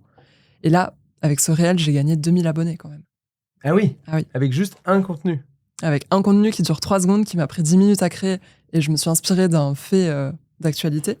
Et ça, plus 2000. Alors qu'il y a des contenus, je passe 1 heure à les faire. Je m'applique au tournage. Je fais un montage hyper précis. Et là, je gagne 2 abonnés. Et ça, c'était un contenu que tu as posté il y a 6 mois? Non, c'était quand? Il n'y a pas si longtemps, ça devait être en mai, peut-être en mai. Et est-ce que tu as vu, là, une fois que tu as gagné ces 3000 abonnés, parce qu'en fait, voilà, c'est toujours un petit peu l'histoire de la qualification des audiences, de savoir si tu fais du contenu mime, donc du coup, tu attires du monde, mais est-ce que ce monde, c'est vraiment les gens qui sont qualifiés, qui vont être capables d'être intéressés vraiment par ton contenu? Est-ce que toi, tu as vu, voilà, après avoir eu un inbound de 3000 personnes supplémentaires, que voilà, dans les commentaires, c'était pertinent, que dans les accompagnements que tu fais, tu avais vraiment des gens qui étaient capables de vouloir suivre l'accompagnement, ou est-ce que c'était juste 2 personnes sur 3000 Alors, c'est la qualification. Ouais, la qualification. Je dirais pas que les 3000 sont susceptibles d'acheter mes offres, mais quand même, j'ai eu des discussions en message privé suite à ce réel, où les gens m'ont posé des questions sur les prêts alternatifs. Et j'ai fait plus de ventes. Alors, je sais pas le corréler forcément avec ce réel, mais en affiliation, je sais qu'il y a beaucoup plus de personnes qui se sont intéressées aux produits que je recommande, et j'ai touché plus de commissions. Donc, je pense qu'il y a eu quand même un effet bénéfique. Mais effectivement, sur les 3000, à mon avis, c'est pas la majorité qui convertira. Tu dirais que c'est quoi? C'est un quart qui est bon ou un cinquième? Moins quand même. Sur les abonnés, déjà, il faut savoir qu'il n'y a que 10% qui regardent mes stories. et qui sont D'accord. actifs sur mon compte. Oui, parce que tu peux le voir. Tu peux voir, tu sais C'est que ça. toi, tu as 16 000 16 000. abonnés, quelque chose comme Voilà, ça. c'est ça. J'ai en général 1500, 1600 vues sur mes stories. D'accord, ouais, donc c'est quasiment c'est un 16e. Mm. Donc c'est quand C'est même pas énorme. 10%. Et ensuite, sur les offres, là, ça doit être encore moins, hein. C'est peut-être 1% Ah oui, des abonnés qui, un jour, vont acheter chez moi. d'accord, oui, donc c'est quand même. En fait, c'est ça qui est assez difficile, c'est de savoir. Mais ça, j'imagine que c'est un petit peu la prochaine étape pour vous deux, c'est de savoir à quel moment est-ce que tu commences à tourner à tourner le bouton pour réduire un petit peu le mime et augmenter uniquement la valeur, quoi, sur le contenu que tu vas poster dans une semaine, ou est-ce que jusque à, je sais pas, 100 000 abonnés, il faut faire que des mimes, que des mimes, que des mimes. Enfin, Non, au moins 1 sur 6 par semaine, quoi, on va dire. Euh, bah, moi j'essaie de faire du 80-20, avec du 80% du contenu sérieux, du contenu facecam, et les 20% je troll. Ouais. Et là, tu as déjà refait une récidive encore sur ce type de contenu ou non? Ouais. Oui, avec Ouais. la vache, ouais. Mais qui n'a pas encore. Non, L'algorithme ne l'a pas encore Pas découvert. encore. D'accord. Bah, vu que ça touche que cette fois-ci, en fait, c'est le mime qui a vraiment bien marché, c'était genre une moquerie pour les végans, une moquerie genre. Je pense que ça a marché parce que, en fait, vu que l'image était nulle, le son était nul, c'est bruyant et tout, et pour le montage, c'était fait vite fait, bah, en fait, je sais pas, les gens, ils ont probablement vu que c'est authentique, c'est vrai, tu vois.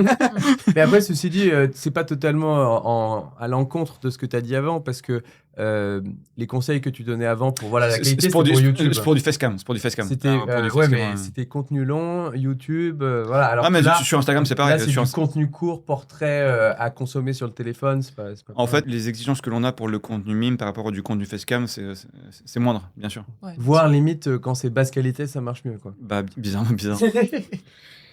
Bah ouais. Bah, c'est ce que je fais maintenant, ce genre 2 par semaine. C'est que pour les idées, c'est pas moi qui les trouve, hein. J'ai toujours ce même process. Je vais sur les comptes US. Mhm. Mhm.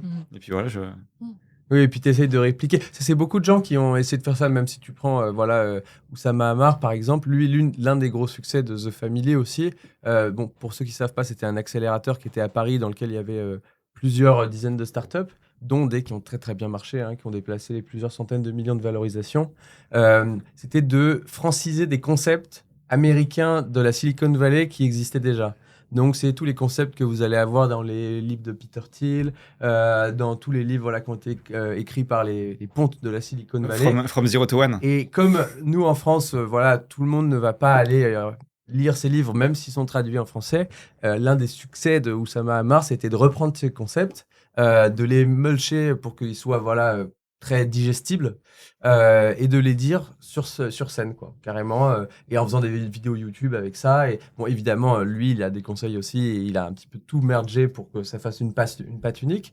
Mais c'est ça qui a amené un petit peu ce truc-là. Et je crois que c'est, même pour les entrepreneurs aussi, un très bon truc à faire. C'est-à-dire qu'il y a souvent, en fait, des concepts aux États-Unis ou ailleurs qui marchent très bien.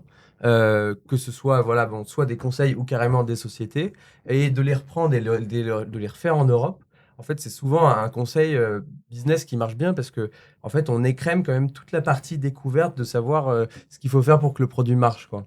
Et donc, il faut juste adapter. Mais souvent, enfin, je pense que vous êtes d'accord avec moi, mais les entrepreneurs, en tout cas au début, ont cette espèce d'ego qui fait que ils ont envie d'être absolument hyper créatifs, de faire tout nouveau, d'innover à fond. tout nouveau, tout Ouais. moi, etc. Et en fait, t'as peur de vouloir juste copier parce que on t'a expliqué à l'école depuis que t'étais tout petit, copier c'est pas bien, voilà, ne copie pas sur ton voisin. Alors qu'en réalité, dans ce style de cas, il vaut mieux être un peu bête, copier et en fait, voilà, juste par contre avoir une exécution très bonne et pouvoir ensuite juste amener ce service qui n'était pas là sur ce marché, sur le marché européen par exemple ou asiatique, quoi. Exactement.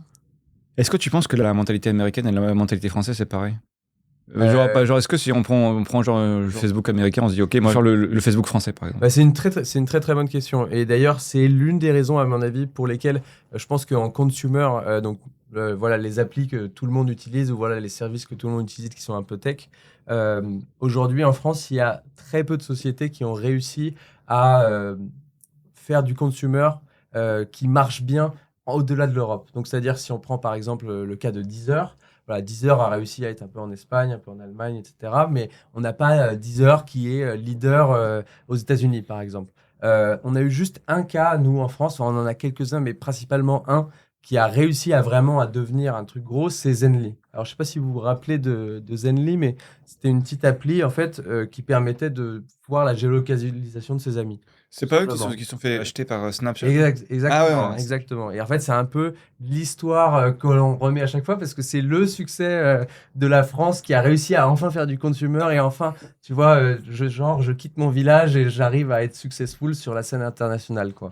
Donc, rachat par Snapchat, c'est une opération à plus de 300 millions quand même. Mais ce qui s'est passé post-Covid, donc il y a 1 an et demi, c'est que Evan Spiegel, donc le CEO de Snapchat, a décidé de fermer Zenly parce que voilà, ça burnait trop d'argent, ça n'en rapportait pas assez, et voilà. Donc, du coup, au final, notre succès à la française, l'essai n'est pas converti, quoi, entre guillemets. Et en fait, tu as mis le doigt sur le truc le plus important du problème de ce sujet-là, qui est que les Américains et les Français ne sont pas du tout pareils.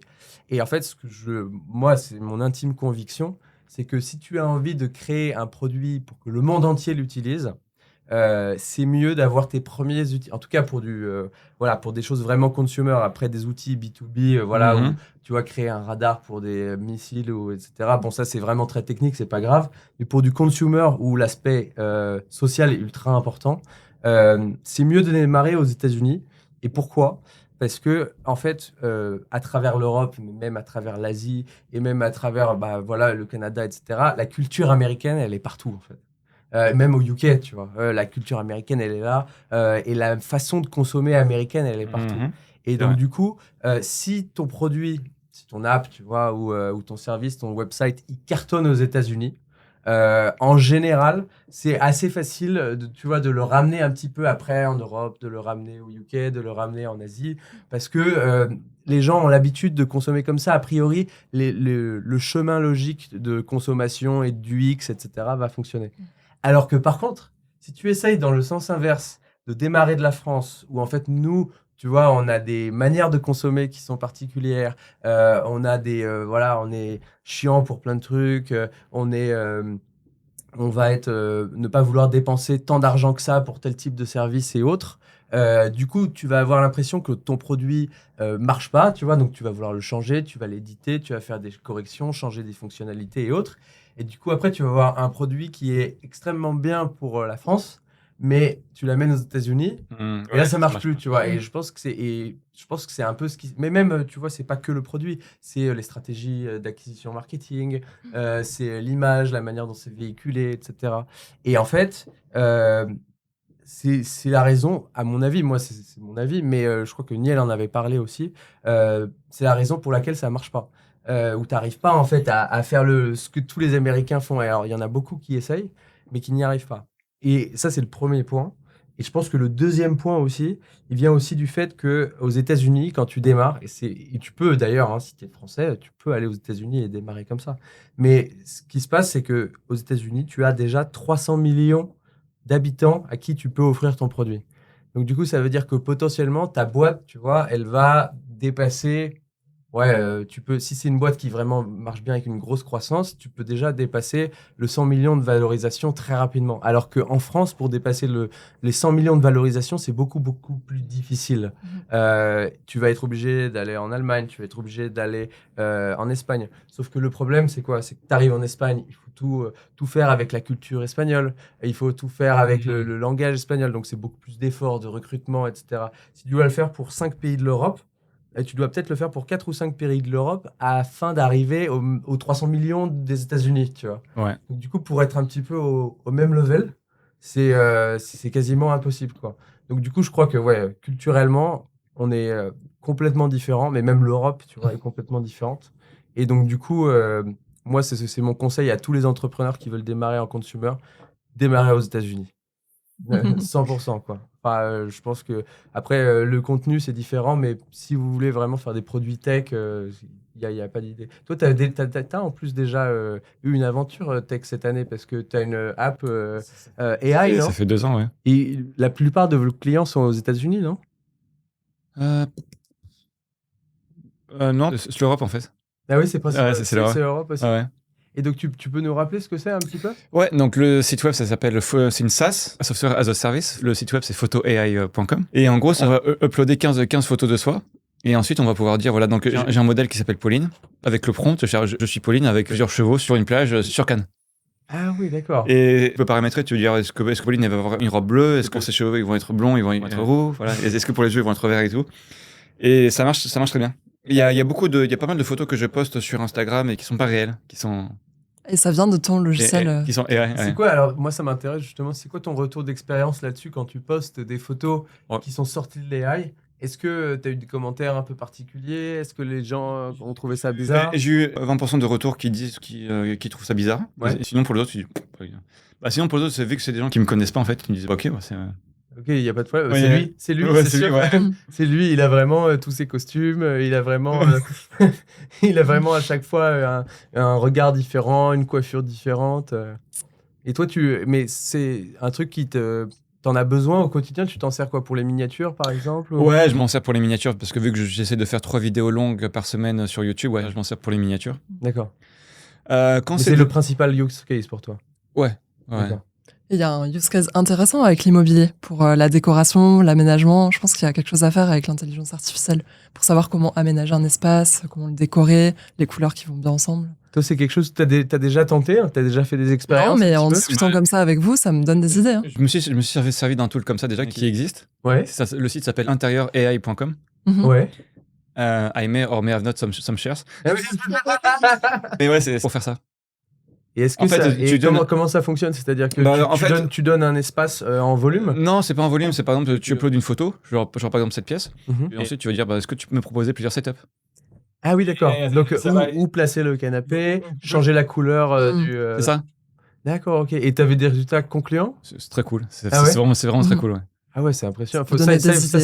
Ça vaut le coup que tu essayes. Est-ce que toi, dans l'univers immobilier, parce que j'imagine que tu as quand même déjà utilisé ChatGPT, etc., ça t'a déjà un petit peu fait gagner 1 heure de travail ou quelque chose comme ça Pour les annonces, déjà. Donc pour les annonces. Quand je veux mettre un appart en location, j'utilise ChatGPT pour me guider un petit peu, faire une annonce qui donne envie. Ou sur Airbnb aussi, pour créer toute une annonce, savoir quoi mettre en avant.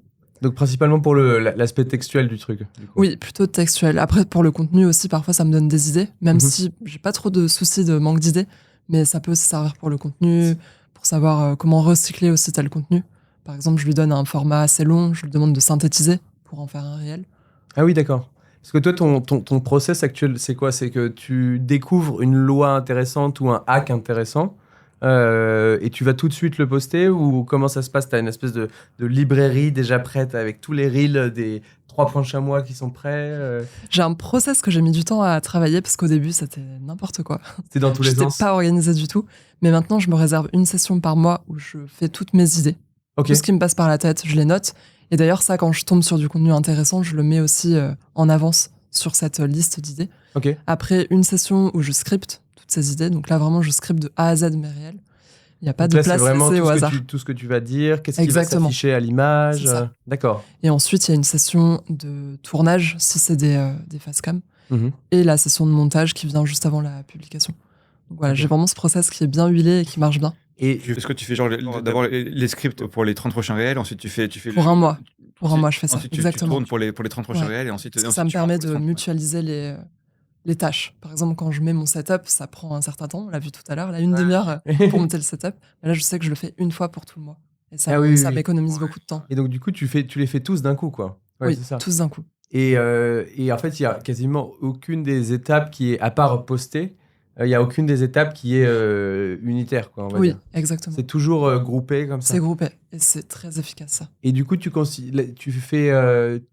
que pour faire tout, c'est par exemple l'idéation comme ça, c'est une journée entière, ou tu fais 2-3 jours? Alors par session, je pense que ça doit être 2 heures par session. 2 heures pour toutes les idées du mois. D'accord. 2 heures oui, donc pour ça reste assez light en fait. Franchement, oui. Sur le contenu, une fois qu'on a bien le process en place. Ouais. Alors après, parfois, je laisse aussi la place à l'intuition. Quand je tombe sur un bon réel où là, je sens que je peux le reprendre. Tout de suite dans ton téléphone. Parfois, je le fais même en direct.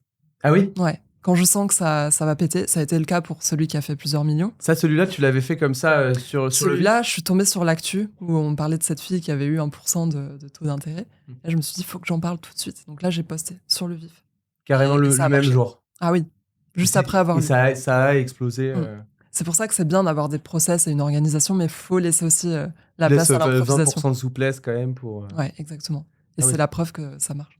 C'est Non, impressionnant. mais vraiment, je pense qu'être premier sur un très bon sujet, Tu l'as vu aussi avec ton. c'est crucial. C'est crucial, ouais. Ouais, mais c'est justement cette histoire de slot parce que c'est peut-être aussi la raison pour laquelle ton contenu marche assez bien, Pauline, c'est que j'ai l'impression que tu as trouvé un peu un slot sur lequel il n'y avait pas forcément non plus énormément de gens qui Oui. étaient, qui est voilà, la rénovation et puis tout ce qui est lié à la législation autour, la fiscalité, etc., enfin l'aspect administratif. Il y a d'autres personnes un peu sur le sujet ou non, tu es quasiment plus ou moins la seule parce que les autres ont une pondérance très IMO et pas forcément réno, non? Oui, c'est sûr qu'il y a beaucoup de gens qui sont pour investir dans le premier bien, qui donnent des conseils sur ça.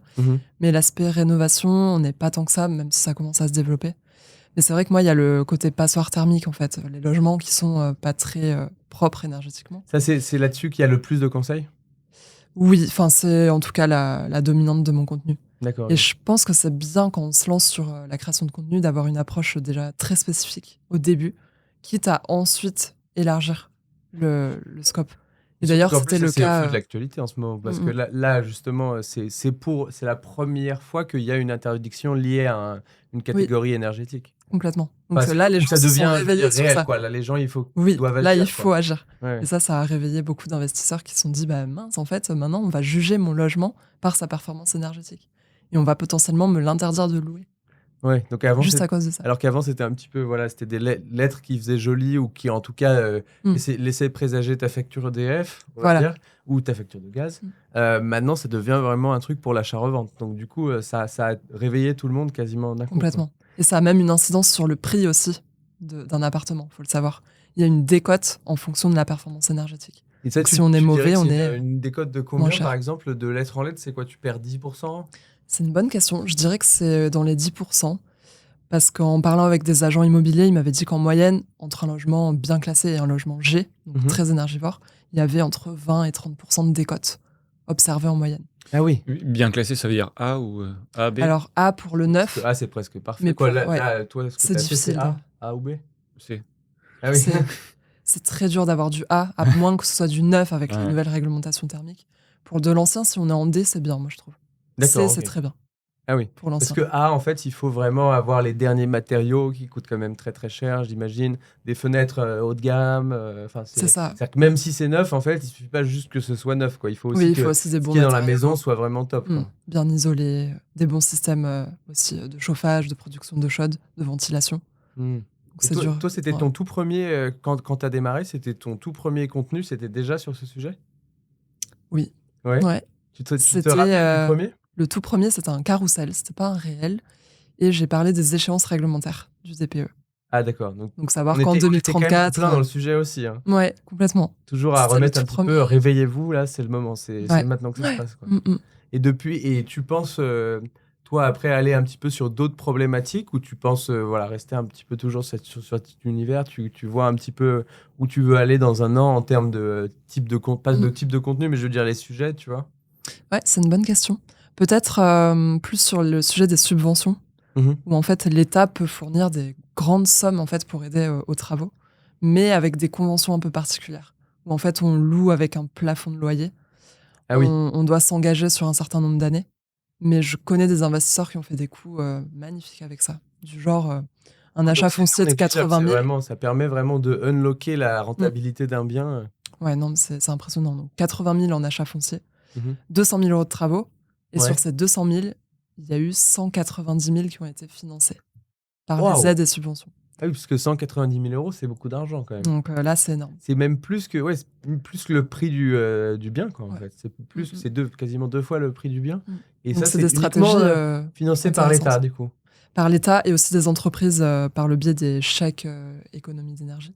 D'accord, ok. En fait, l'intérêt de l'État, c'est que il va y avoir des logements de qualité dans la région. Voilà, c'est ça. Qui vont être à des tarifs attractifs. C'est ça. Qui vont permettre d'améliorer l'accès au logement pour tous.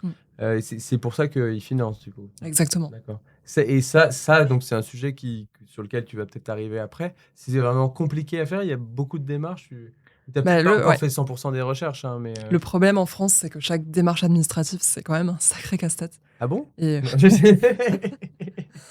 Et donc ça, c'est le point noir. Donc il faut vraiment passer du temps. Et parfois, on se demande même si le bénéfice qu'on a avec les aides, ça vaut toute l'énergie et le temps dépensé en amont.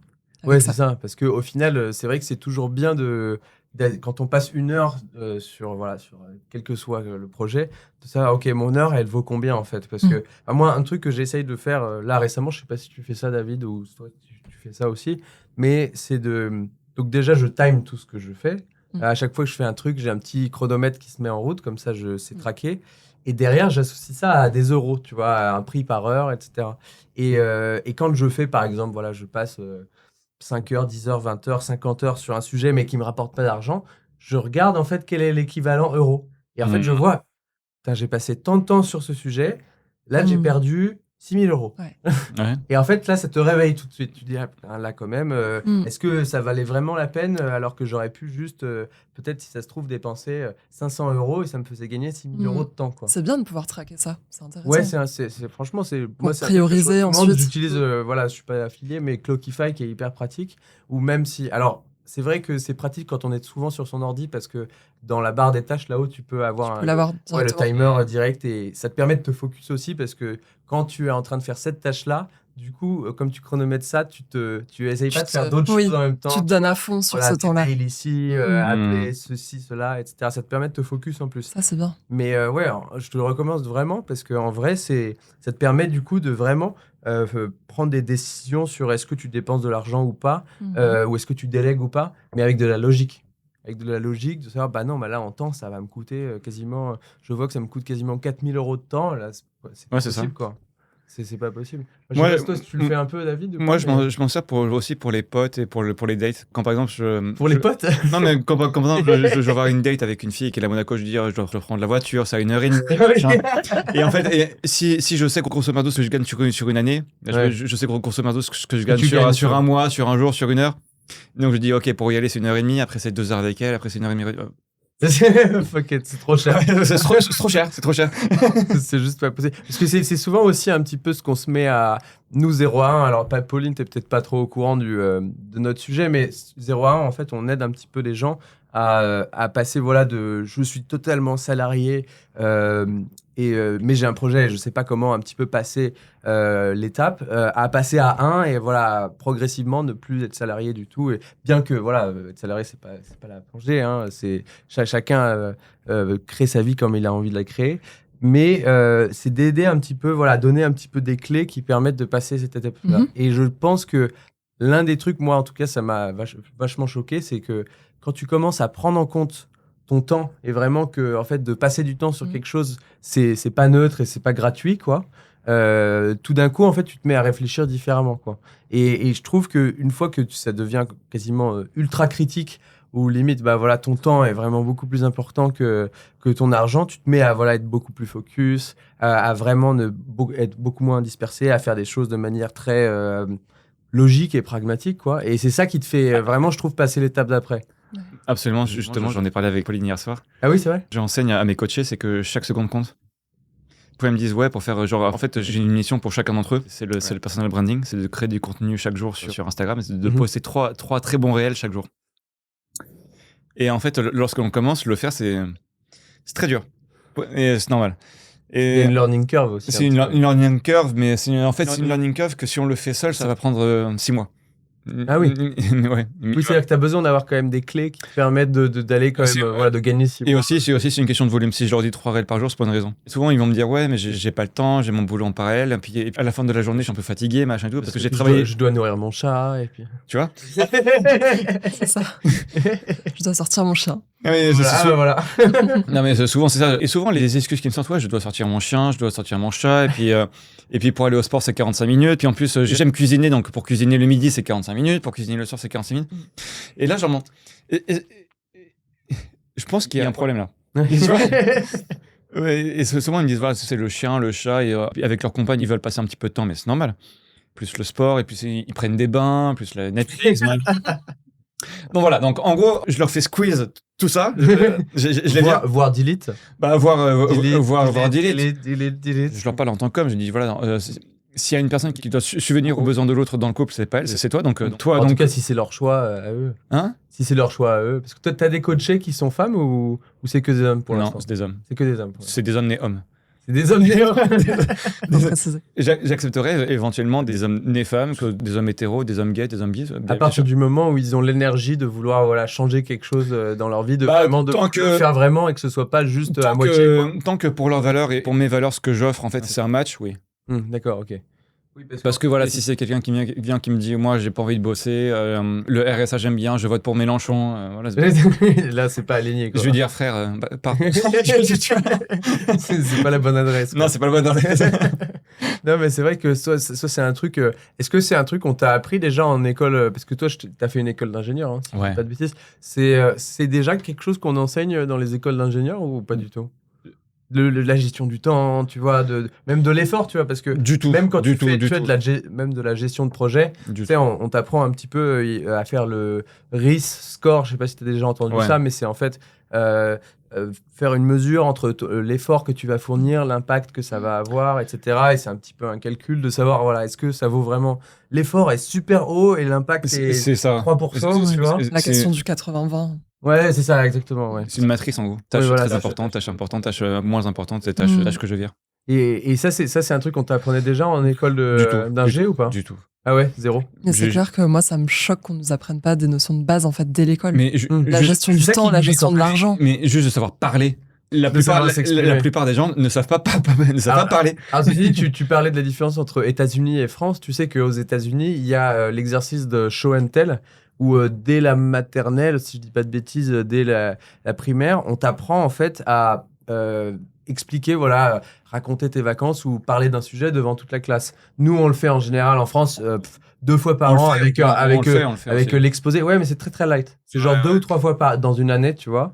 Et si je dis pas de bêtises, aux États-Unis, c'est toutes les semaines. Toutes les semaines, allez hop, au tableau. Et pendant 15-20 minutes, tu vois nous expliquer, nous raconter un truc. Et c'est vrai que quand tu regardes même les Américains, entre guillemets, qui sont pas forcément entrepreneurs ou autres, savent quand même, tu leur demandes d'expliquer une histoire et ils savent l'expliquer, tu vois. En détail, avec précision, ils n'ont pas forcément de bégaiement. Et ça, c'est vraiment un truc qui devrait être... Mais alors, peut-être que, ceci dit, ça y est maintenant dans l'enseignement français, je voudrais pas dire de bêtises. Je sais pas si vous avez des petits frères ou petites sœurs ou autres qui... non, ou petits cousins qui ont ça maintenant. Je sais qu'elle a la journée de la jupe, mais mis à part ça... La journée de la jupe. La journée de la jupe, alors... Qu'est-ce que c'est? Parce que j'ai mon coach sportif qui a ses enfants dans une école sur Cannes. D'accord. Et bon, on va revenir sur ton sujet, moi je m'écarte un petit peu. Et ils ont instauré une journée de la jupe. Et en fait, ils autorisent les filles et les garçons à venir pour une journée vêtus d'une jupe. Mais c'est quoi le projet? Voilà.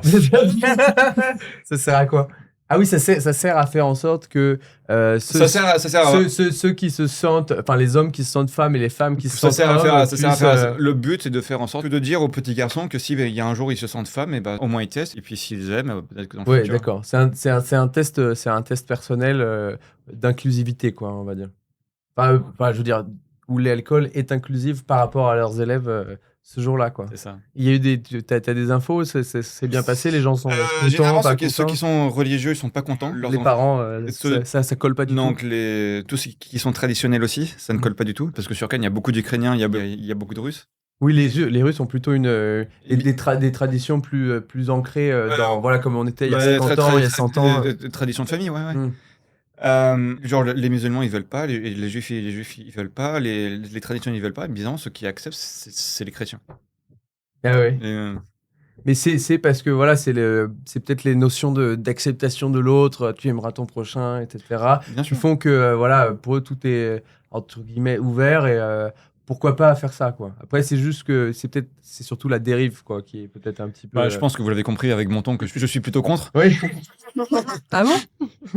Non mais je sais pas, toi c'est un truc Pauline qui pour lequel t'es plutôt que tu trouves bien, ou est-ce que tu trouves que ça va peut-être un peu trop loin dans l'inclusivité pour les écoles? En fonction de ta réponse, tu vas perdre 50% de followers. Ah oui. On va peut-être me mettre dehors aussi. C'est à 8-9 ans, c'est ça que... Ouais, c'est ça, ouais. Alors moi, mon avis, c'est que là, on est sur des sujets vraiment secondaires. Il y a tellement plus important, en fait. Des problèmes à résoudre. Genre quoi? C'est-à-dire ça filme. Non, On mais a c'est-à-dire des que problèmes, à l'école, il y a des sujets à résoudre à l'école avant ça. C'est ça que Voilà, tu veux dire. il y a du problème de harcèlement, par exemple, à l'école. Et on fait une journée de la jupe, mais cette énergie-là, est-ce qu'elle serait pas mieux employée utilisé pour lutter contre le harcèlement, Problème de par exemple? harcèlement et problème de sujet aussi. Parce qu'il y a beaucoup de choses de programme, tu veux il y a dire. beaucoup de choses que Oui. l'on apprend Programme à scolaire. l'école, au collège, au Mm. lycée, même moi en école d'ingénieur, c'était il y a 10-15 ans, ça ne sert à rien. Oui, ben justement, c'est ce dont on parlait juste avant, Ah, les c'est ça. sujets d'élocution, Mm. les sujets de gestion du temps, les sujets de gestion de l'argent. Mm. C'est Et vraiment puis- des choses qu'on devrait vraiment apprendre et- depuis la maternelle, la exactement. primaire. Ça devrait être obvious. Peut-être que ça y est aujourd'hui, mais je suis pas sûr parce que Je ça ne aurait pense fait pas, je ne l'actualité. pense je pas. pense. Et puis maintenant, je pense qu'à l'université ou en école d'ingénieur, école de commerce, il faudrait au moins qu'il y ait un module sur le personal branding. Ouais, c'est vrai. Mm. Mais là, ça devient voilà quelque chose qui est très. Bah, ça, en vrai, c'est C'est certes normal, mais est-ce que c'est quelque chose. C'est intéressant comme question d'ailleurs. Est-ce que tout le monde a besoin de personal branding, tu vois? besoin, non. Si ça aide beaucoup, oui. Ouais, Voilà. ouais. Est-ce qu'on a besoin de faire du contenu facecam? Non. Mm. Est-ce qu'on a besoin de savoir parler clairement pour faire beaucoup d'argent? Non. Bah oui, quand même. Est-ce que ça aide, hein? Ah, Non, je peux faire du code, je peux faire, Oui, je c'est peux vrai. faire trader, tu vois. Oui, mais tu as besoin de bien te vendre quand même vis-à-vis de voilà, les gens qui vont te travailler avec toi, Ok, les gens qui vont t'employer. Mais Non, bon, c'est vrai que non, mais dans mais bien le sûr. cas La ingénieur, c'est un peu relation différent. Mais... Non, mais bien sûr, parler avec ses collègues, oui, mais est-ce que j'ai besoin de savoir faire des présentations ou besoin de faire des pitchs pour être trader? Non. Non, oui, Voilà. c'est pas nécessaire. Tu as juste besoin de délivrer. Clic. Ouais, voilà, faire un x2, un x4, un x10, et la banque sera contente de C'est toi. pas un quoi. fois 2 fois 4, c'était plus 5-10%, mais c'était sur des très grosses sommes. Oui, oui. Ouais. Donc tu finis avec des beaux multiples derrière. Écoutez, je vais vous partager un truc incroyable. Je Vas-y. crois qu'on est déjà quasiment à 1h et demie de podcast. Moi, j'ai vraiment vachement aimé cette édition. Il y avait beaucoup de valeur, à la fois de la valeur IMO, mais de la valeur pour vraiment essayer de, voilà, tous les gens, si vous nous regardez, si créer une chaîne YouTube, ça fait partie des choses qui vous intéressent. Là, je pense qu'il y avait des valeurs super intéressantes qui vous permettent de unlocker peut-être 6 mois ou 1 an de travail, voilà, d'aller plus vite. Je dirais même plusieurs années. Hein. Ouais, peut-être même plus. Parce que moi, avec Loan, pour avoir 10 000 abonnés, ça me prendrait vraiment plusieurs années. Ouais, c'est ça. Donc voilà, si c'est vraiment des choses qui vous intéressent de votre côté, dites-le nous en commentaire si vous voulez qu'on passe un petit peu plus de temps à voilà, aller plus en profondeur sur la création de contenu ou même voilà, sur du contenu entrepreneur, de créer voilà, des applications ou autres. On a parlé de la différence entre créer du consumer en France ou créer du consumer aux États-Unis ou même de sujet IMO, hein, si ça se trouve, en fait... beaucoup de l'audience va avoir envie de rénover un bien à la maison, même un deuxième, peut-être même un J'espère troisième, bien. peut-être même dans une SCI, qui sait. Dites-le nous en commentaire. Voilà, sauf si vous avez autre chose à ajouter. Voilà, ce sera le petit mot de la fin. En fait, dans la voiture, tu m'avais dit que tu travaillais sur un projet et que tu voulais partager ça un petit peu. Ah, non. C'est comme tu veux. Non, mais c'était pas particulièrement un projet, mais enfin, tout va bien pour moi. Donc, Ok. voilà. Bah, Ok. Ça, on a fait. C'est on a- pareil pour moi. Ok, très bien. Ok. Non, moi j'ai envie de vous Voilà, en remercier fait, parce c'est que secret, mais ce sera peut-être dans un prochain podcast. Les amis. Ok. un Voilà. remerciement parce qu'on est dans un super lieu avec du super matos et c'est toujours super agréable de pouvoir discuter entre Mais entrepreneurs. alors, très bon point. D'ailleurs, dites-nous en commentaire si vous préférez quand on est en Zoom ou quand on est dans un studio. Est-ce que ça change vraiment quelque chose pour la valeur que vous recevez ou peut-être juste pour consommer le contenu? Est-ce que c'est vraiment plus agréable? Est-ce que ça a du sens ou est-ce que ça revient au même de faire à distance? Voilà, dites-le nous en commentaire. En tout cas, voilà, on a apprécié passer ce moment avec vous et on se retrouve au prochain